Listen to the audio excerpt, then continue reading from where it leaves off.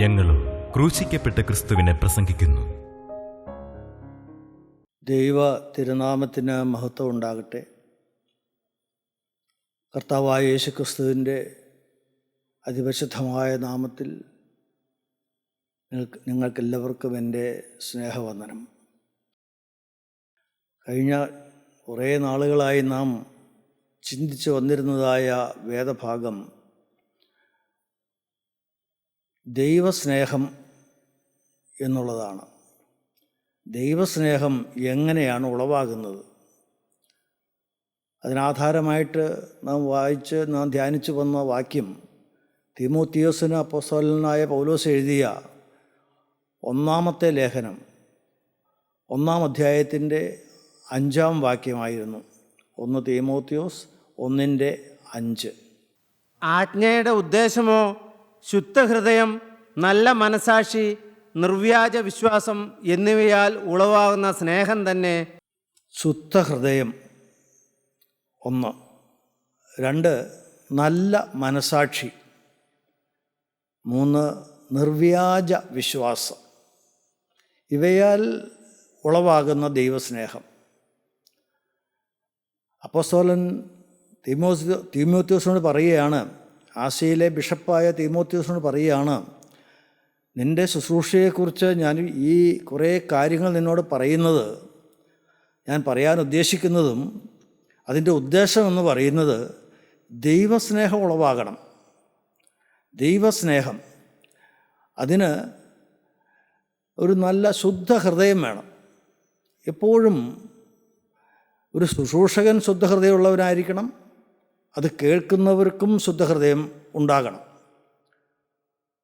അതുപോലെ ഒരു നല്ല മനസാക്ഷി വേണം.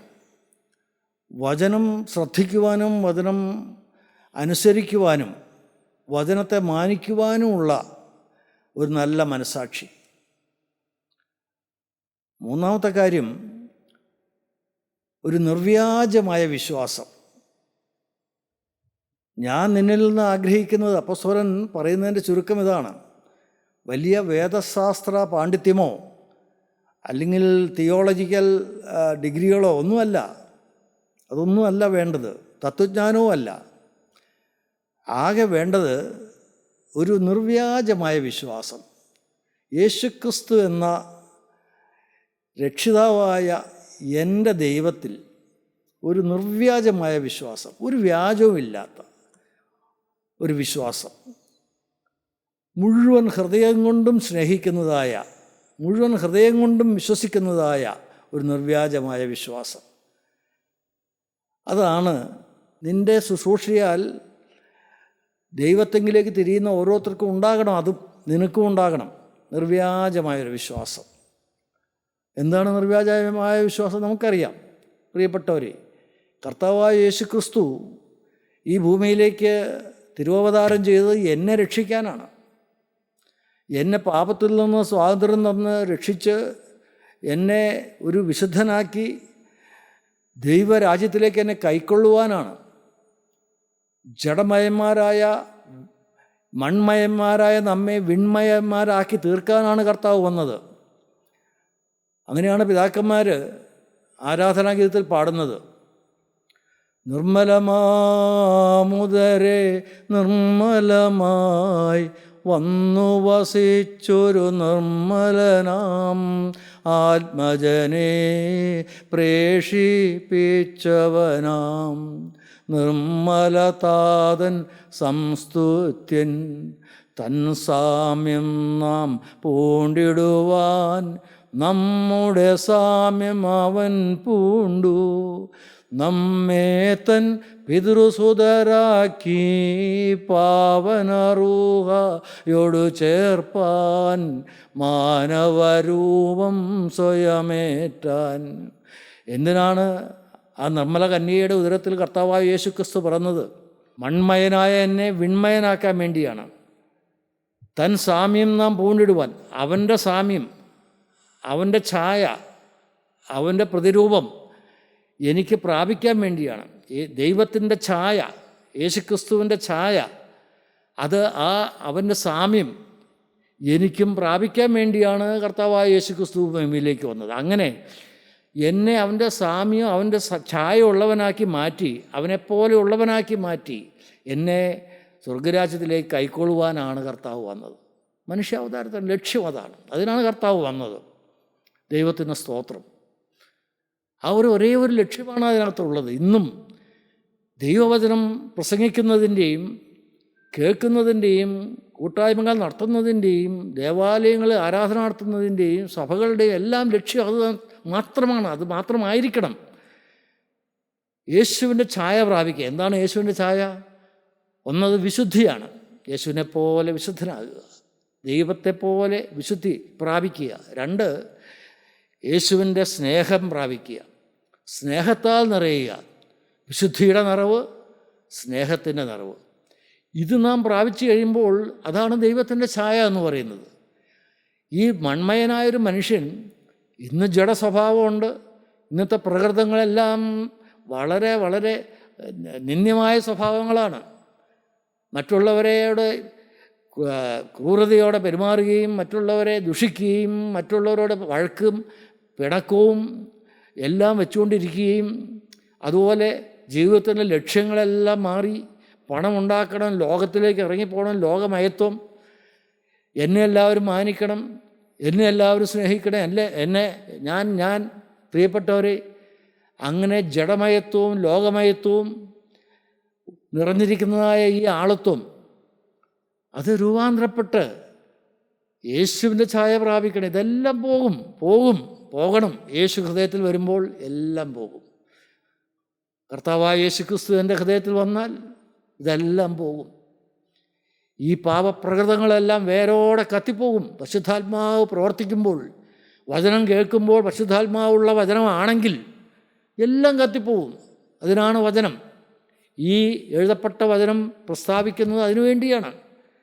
ദൈവത്തിന് സ്തോത്രം. കർത്താവിൻ്റെ മനസ്സാണിത് മുഴുവൻ, കർത്താവിൻ്റെ തിരുഹിതമാണിത് മുഴുവൻ.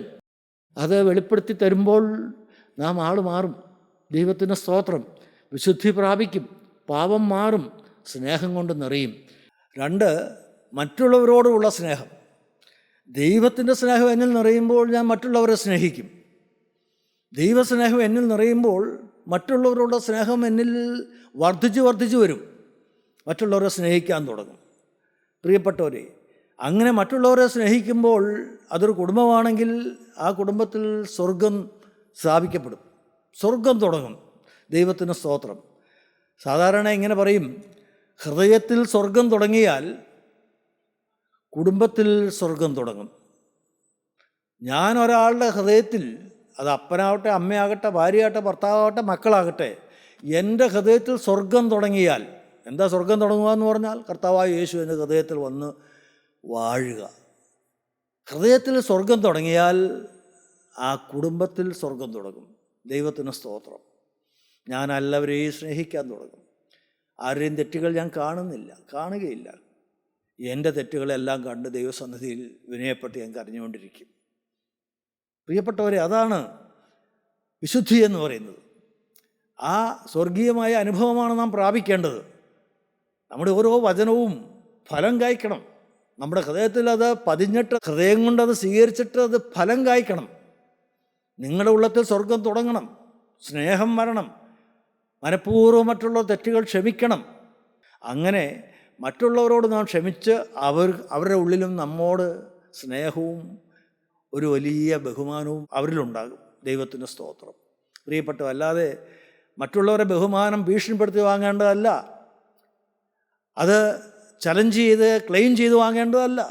അത് സ്വമേധയാ എന്നിലുള്ള ദൈവത്തിൻ്റെ പരിശുദ്ധാത്മാവിൻ്റെ ആ നറുമണം, ഊറോൻ്റെ നറുമണം അവർക്കെല്ലാം കിട്ടിത്തുടങ്ങുമ്പോൾ അവർ എന്നെ സ്നേഹിക്കാൻ തുടങ്ങും, എന്നെ ബഹുമാനിക്കാൻ തുടങ്ങും.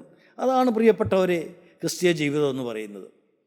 കുടുംബത്തിൽ സ്വർഗം തുടങ്ങിയാൽ മരണശേഷം നിത്യതയിലും സ്വർഗം തുടരാം. ഹൃദയത്തിൽ സ്വർഗം തുടങ്ങിയാൽ കുടുംബത്തിൽ സ്വർഗം തുടങ്ങാം.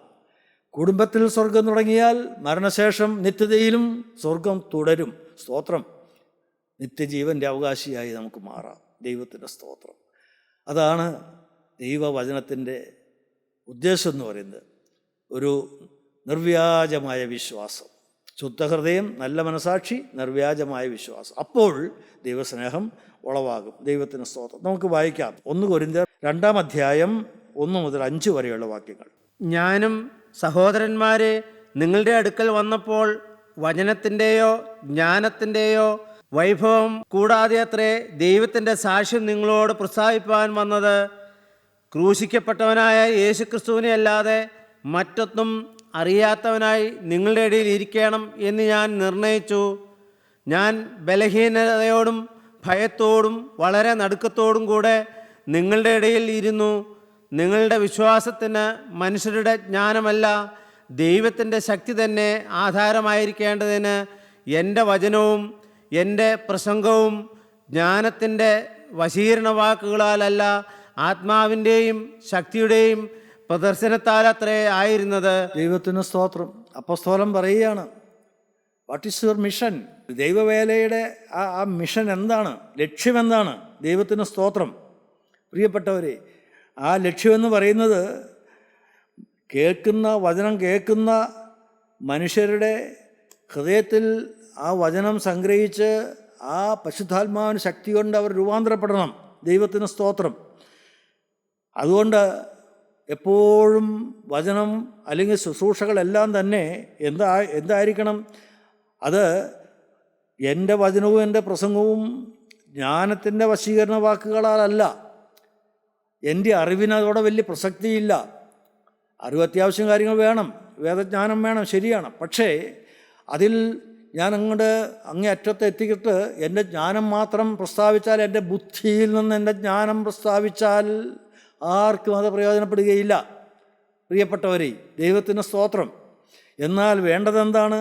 എൻ്റെ വചനവും എൻ്റെ പ്രസംഗവും ജ്ഞാനത്തിൻ്റെ വശീകരണ വാക്കുകളാലല്ല, ആത്മാവിൻ്റെയും ശക്തിയുടെയും പ്രദർശനത്താൽ അത്രേ ആയിരുന്നത്. അപ്പോസ്തലൻ പറയുകയാണ്. ദൈവത്തിന് സ്തോത്രം.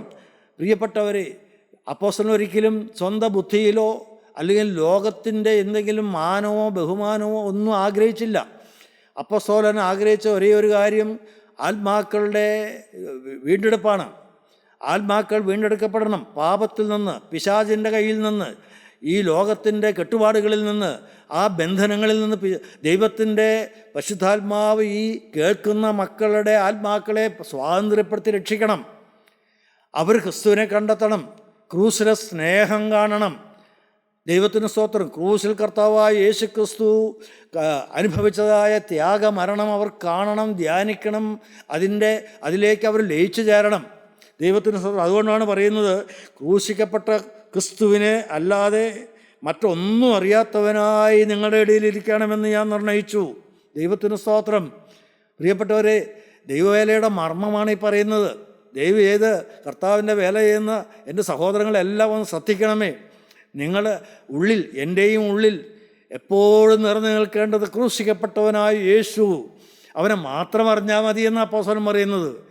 തൻ്റെ വചനം കൊണ്ട് ഈ ലോകത്തെ മുഴുവൻ മാറ്റിമറിച്ചവനായ പരിശുദ്ധനായ പൗലോസ്ലീഹ ദൈവകരങ്ങളിൽ വളരെ വളരെ വളരെ തീക്ഷ്ണതയോടെ ഉപയോഗപ്പെട്ടവനായ, അങ്ങേയറ്റം പ്രയോജനപ്പെട്ടവനായ അപ്പോസ്തലൻ പറയുകയാണ്, ദൈവത്തിന് സ്തോത്രം, എനിക്ക് ജ്ഞാനത്തിൻ്റെ വശീകരണ വാക്കുകൾ കൊണ്ട് ഒരു പ്രയോജനവുമില്ല. ജ്ഞാനം കൊണ്ട് മറ്റുള്ളവരെ വശീകരിക്കാം, പക്ഷേ ഒരു പ്രയോജനവുമില്ല. ആത്മാവിന് ഒരു ഗുണവും അതുകൊണ്ട് കിട്ടുകയില്ല. ഒന്നുകൂടെ ചീർത്തു പോകും, അത്ര തന്നെ. കേൾക്കുന്നവനും ചീർക്കും, പറയുന്നവനും ചീർക്കും. പക്ഷേ ക്രൂശിക്കപ്പെട്ടവനായ യേശുവിനെ മാത്രമാണ് അറിയേണ്ടതുള്ളൂ. അതുകൊണ്ടാണ് ഈ ക്രിസ്ത്യൻ റിവൈവൽ ഫെലോഷിപ്പിൻ്റെ ആപ്തവാക്യം എപ്പോഴും ഞങ്ങൾ പറയാറുള്ളത്, ക്രൂശിക്കപ്പെട്ട യേശു, ഞങ്ങളോ ക്രൂശിക്കപ്പെട്ട ക്രിസ്തുവിനെ പ്രസംഗിക്കുന്നു. സ്തോത്രം. അത് മാത്രമേ ഉള്ളൂ പ്രിയപ്പെട്ടവരുടെ ലക്ഷ്യം. വേറെ ഒരു ലക്ഷ്യവുമില്ല. ഈ ലോകത്തിൽ എന്തെങ്കിലും സമ്പാദിക്കണമെന്നോ പണം ഉണ്ടാക്കണമെന്നോ ലക്ഷ്യമില്ല. ആരോടും പിരിവ് ചോദിക്കാറില്ല. ബഹുമാനപ്പെട്ട യോഹന്നാൻ സാർ അത് തന്നെയാണ് പഠിപ്പിച്ചിട്ടുള്ളൂ. ആരോടും പിരിവ് ചോദിക്കുകയില്ല, പണം ചോദിക്കുകയില്ല. ദൈവത്തിന് സ്തോത്രം. പണമില്ല എന്നുള്ളത് കൊണ്ട് ദൈവവേല മുടങ്ങുകയില്ല. അതുകൊണ്ട് പണത്തെക്കുറിച്ച് ആരും വേവലാതിപ്പെടേണ്ട എന്ന്. ദൈവത്തിന് സ്തോത്രം. പ്രിയപ്പെട്ടവരെ, പക്ഷേ എന്താണ്, നമ്മുടെ ഉള്ളിലൊരു നിധി വേണം. നമ്മുടെ ഹൃദയത്തിലൊരു നിധി വേണം, ഒരു സ്വത്ത് വേണം. എന്താണ്? കർത്താവായ യേശു. ക്രൂശിക്കപ്പെട്ടവനായ ക്രിസ്തുവിനെ മാത്രം അറിഞ്ഞവനായി, ക്രിസ്തുവിനെ അല്ലാതെ മറ്റൊന്നും അറിയാത്തവനായി നിങ്ങളുടെ ഇടയിലിരിക്കണമെന്ന് ഞാൻ നിർണയിച്ചു. അങ്ങനെയാണ് ഞാൻ നിങ്ങളുടെ ഇടയിൽ വേല ചെയ്തത്. അപ്പോസ്തലൻ പറയുകയാണ്.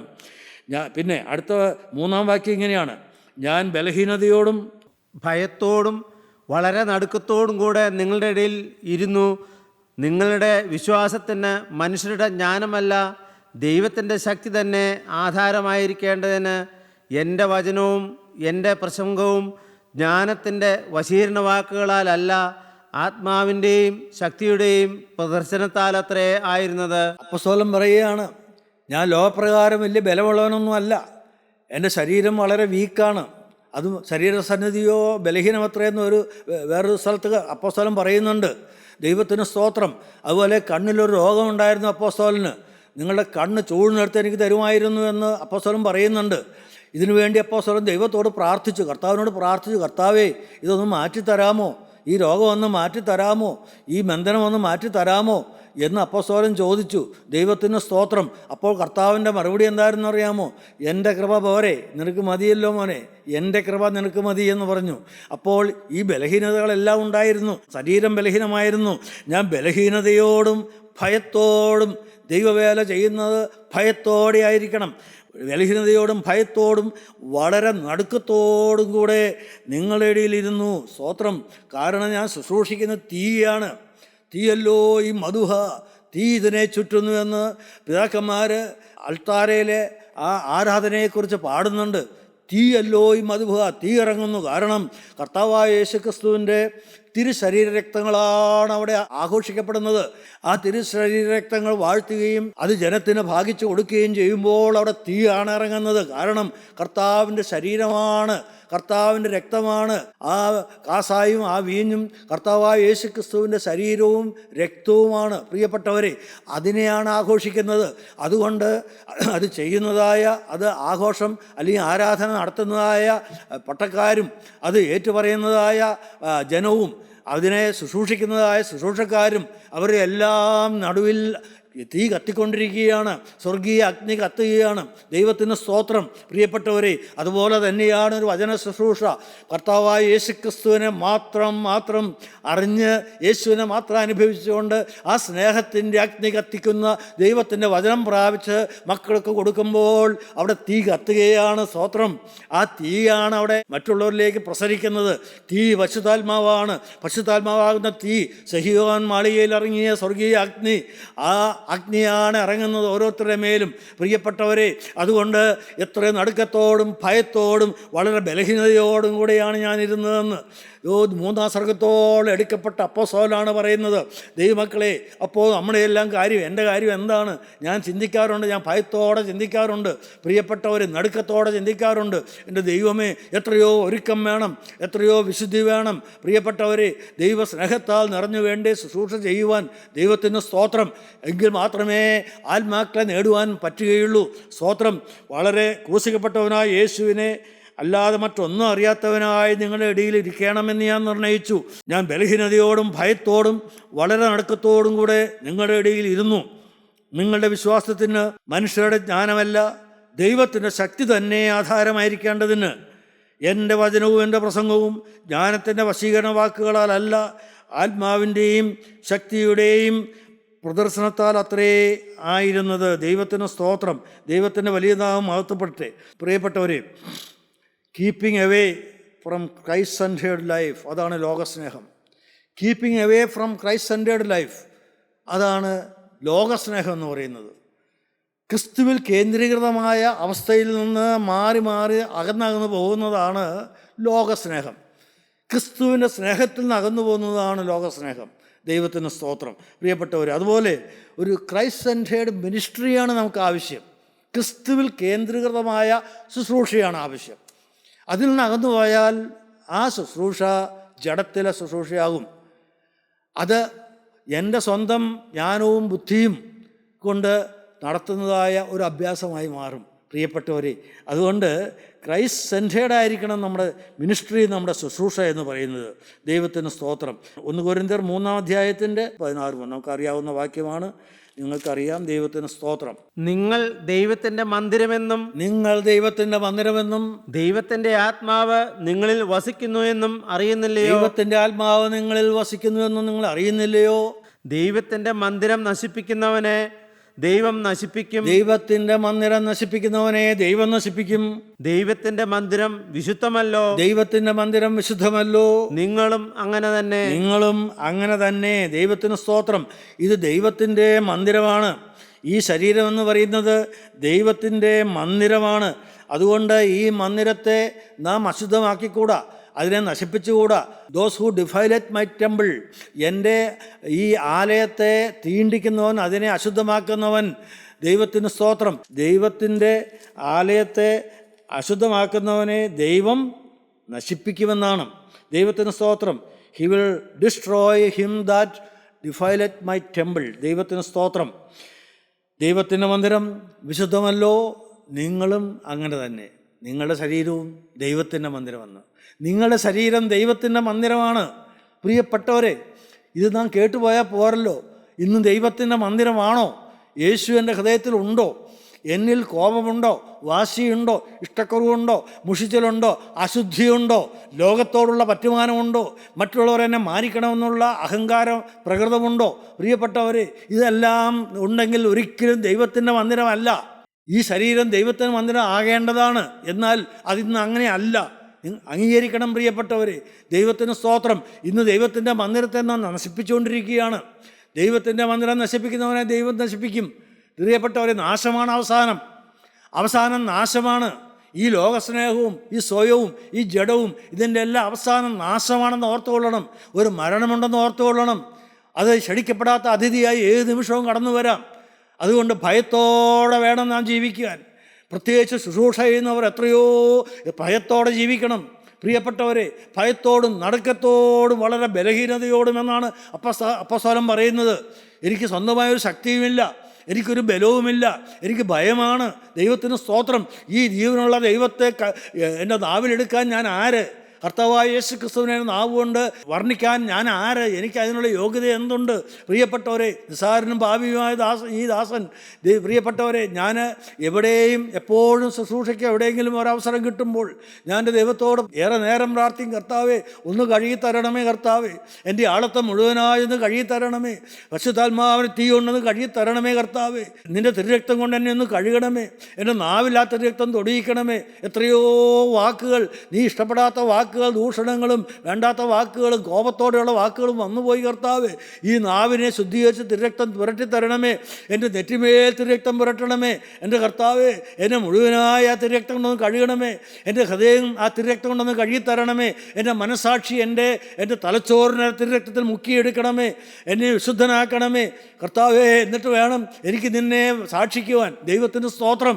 പ്രിയപ്പെട്ടവരെ, അങ്ങനെ ആത്മാർത്ഥതയോടെ പ്രാർത്ഥിക്കുമ്പോൾ കർത്താവ് എല്ലാം ക്ഷമിച്ചു തരും. പ്രിയപ്പെട്ടവർ, വന്നുപോയതെല്ലാം എൻ്റെ കർത്താവ് കൃപയാൽ മനസ്സരിഞ്ഞ് ക്ഷമിച്ചു തരും. ദൈവത്തിന് സ്തോത്രം. അവൻ നമ്മെ എത്രയോ അധികം സ്നേഹിക്കുന്നുണ്ട്. പ്രിയപ്പെട്ടവരെ, ദൈവത്തിന് സ്തോത്രം. നമുക്കുള്ള മഹാപുരോഹിതൻ നമ്മുടെ ബലഹീനതകളിൽ സഹതാപം കാണിപ്പാൻ കഴിയാത്തവനല്ല. പാപമൊഴിയെ സകലത്തിലും നമുക്ക് തുല്യം പരീക്ഷിക്കപ്പെട്ടവനത്രേ നമുക്കുള്ളത്. അതുകൊണ്ട് കരുണ ലഭിപ്പാനും തൽസമയത്ത് സഹായത്തിനുള്ള കൃപ പ്രാപിപ്പാനുമായി നാം ധൈര്യത്തോടെ കൃപാസനത്തിനടുത്ത് ചെല്ലുക. ഞാൻ എബ്രായ ലേഖനം 4-ാം അധ്യായത്തിൻ്റെ 15-ാം വാക്യമാണ് പറഞ്ഞത്. നമുക്കുള്ള മഹാപുരോഹിതൻ നമ്മുടെ ബലഹീനതകളിൽ സഹതാപം കാണിപ്പാൻ കഴിയാത്തവനല്ല, സഹതാപമുള്ളവനാണ്, കരുണയുള്ള ദൈവമാണ്. അവൻ സഹതാപം കാണിപ്പാൻ കഴിയാത്തവനല്ല. പാപമൊഴികെ സകലത്തിലും നമുക്ക് തുല്യം പരീക്ഷിക്കപ്പെട്ടവനത്രേ നമുക്കുള്ളത്. അതുകൊണ്ട് കരുണ ലഭിപ്പാനും തൽസമയത്ത് വേണ്ട സമയങ്ങളിൽ തക്ക സമയത്ത് സഹായത്തിനുള്ള കൃപ പ്രാപിപ്പാനുമായി നാം ധൈര്യത്തോടെ കൃപാസനത്തിനു അടുത്ത് ചെല്ലുക. ദൈവത്തിന് സ്തോത്രം. പ്രിയപ്പെട്ടവര്, ദൈവത്തിന് സ്തോത്രം. ധൈര്യത്തോടെ കൃപാസനത്തിനടുത്തേക്ക് ചെല്ലാം. അവൻ നമ്മുടെ പാപങ്ങളെല്ലാം അവൻ്റെ പിറകിൽ എറിഞ്ഞു കളയും. നമ്മുടെ അകത്യങ്ങളെല്ലാം എറിഞ്ഞു കളയും. നമ്മുടെ പാപങ്ങളെ അവൻ സമുദ്രത്തിൻ്റെ ആഴത്തിൽ താഴ്ത്തിക്കളയുമെന്നാണ് മീഖാ പ്രവാചകൻ പറയുന്നത്. പ്രിയപ്പെട്ടവർ, അതുകൊണ്ട് അവൻ്റെ കരുണയ്ക്ക് വേണ്ടി നിലവിളിച്ചു നമുക്ക് ഓടി അടുത്ത് ചെല്ലാം. ആ ക്രൂസിൻ്റെ സന്നിധിയിലേക്ക് ചെല്ലാം. ക്രൂസിൻ്റെ സന്നിധിയിൽ നമ്മെ തന്നെ സമർപ്പിക്കാം. നമ്മുടെ തലകളെ ഒന്ന് വണങ്ങി നമ്മുടെ കർത്താവിൻ്റെ രക്തം വാർന്ന് കിടക്കുന്നതായ ക്രൂസിൻ ചൂട്ടിലേക്ക് ചെല്ലാം. ആ ക്രൂസിൻ ചൂട്ടിൽ നമ്മെ തന്നെ സമർപ്പിക്കാം. ആ പൊന്നു തൃപ്പാതെ നമുക്കൊന്ന് ചുംബിക്കാം. ആ കൈകളിൽ നിന്നും കാലുകളിൽ നിന്നും തിരുവിലാവിൽ നിന്നും അവൻ്റെ തലയിൽ നിന്നും ഒഴുകി വരുന്നതായ തങ്ക തിരുരക്തം, ആ തിരുരക്തം വാർന്നൊഴുകി വരുന്നതായ പൊന്നുപാദത്തിൽ നിന്ന് നമുക്ക് അറിയണമല്ലോ പ്രിയപ്പെട്ടവരെ.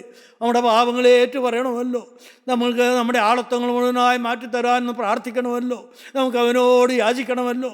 അതിനായി കർത്താവേ, ഇതാ എന്നെ തന്നെ സമർപ്പിക്കുന്നു. നമുക്ക് പ്രാർത്ഥിക്കാം. കർത്താവേ, എൻ്റെ ഓരോ അവയവങ്ങളെയും കഴുകിത്തരണമേ. കഴിഞ്ഞകാല പാപങ്ങളെല്ലാം ക്ഷമിക്കണമേ. എൻ്റെ കർത്താവേ, ആ തങ്കത്തിരുരക്തത്താൽ എന്നെ മുഴുവനായി കഴുകണമേ. എനിക്ക് വേണ്ടിയാണല്ലോ നീ ക്രൂസിൽ മരിച്ചത്. ആ തിരുരക്തം എനിക്ക് വേണ്ടിയാണല്ലോ ചിന്തിയത്. അതിനാൽ നാഥ, ഞാൻ എന്നെ തന്നെ ഇതാ ക്രൂശൻ ചുവട്ടിൽ സമർപ്പിക്കുന്നു. കർത്താവേ, നീ എനിക്ക് വേണ്ടി മരിച്ചതിനാൽ ഇന്നു മുതൽ ഞാൻ നിൻ്റെ വക. യേശുവേ, നീ എനിക്ക് വേണ്ടി ക്രൂശിൽ മരിച്ചതിനാൽ ഞാൻ എന്നും നിൻ്റെ സ്വന്തമായിരിക്കും. കർത്താവേ, എൻ്റെ ഹൃദയത്തിലേക്ക് നീ എഴുന്നള്ളി വരണമേ. രാജാതിരാജാവായ എൻ്റെ ഹൃദയത്തിൽ വന്നു വാഴണമേ. എന്നെ നിൻ്റെ ആലയമാക്കി, വെടിപ്പുള്ള ആലയമാക്കി തീർക്കണമേ. കർത്താവേ, എന്നെ സാക്ഷിയാക്കണമേ. നിൻ്റെ വചനം പറയുവാൻ, നിൻ്റെ വേല ചെയ്യുവാൻ എന്നെ യോഗ്യനാക്കി തീർക്കണമേ. എന്നെ കഴുകണമേ. കർത്താവേ, നിൻ്റെ ആ വേല, എൻ്റെ ആയുഷ്കാലം മുഴുവൻ എന്നിൽ കൂടി കണ്ട വേല മുഴുവൻ തികച്ച്, വിശുദ്ധിയെ തികച്ച് ആ പൊന്നുതപ്പാത്തിൽ വന്നണയുവാൻ അടിയങ്ങൾക്ക് കൃപ തരണമേ. നമുക്ക് പ്രാർത്ഥിക്കാം. കരുണയുള്ള കർത്താവേ, ഈ തീരുമാനമെടുത്ത മക്കളുടെ മേൽ തൃക്കരം വെക്കണമേ. ആണിപ്പാള കരം ഞങ്ങൾ എല്ലാവരും യേശുവിൽ വെച്ച് അനുഗ്രഹിക്കണമേ. സമാധാനവും സൗഖ്യവും സന്തോഷവും ആശ്വാസവും നിറയ്ക്കണമേ. ആത്മാവിന് ശക്തി പകരണമേ, ജീവൻ പകരണമേ, ആത്മാവിനെ പകരണമേ, തീ ഊതണമേ കർത്താവേ, ആത്മാവിനെ ഊതി തരണമേ കർത്താവേ. സർവമഹത്വവും അറുക്കപ്പെട്ട കുഞ്ഞാടെടുക്കണമേ. യേശു ക്രിസ്തുവിൻ്റെ അതിപരിശുദ്ധമായ നാമത്തിൽ യാചിക്കുന്നു. കൃപയോടെ കേൾക്കണമേ പിതാവേ. ആമേൻ.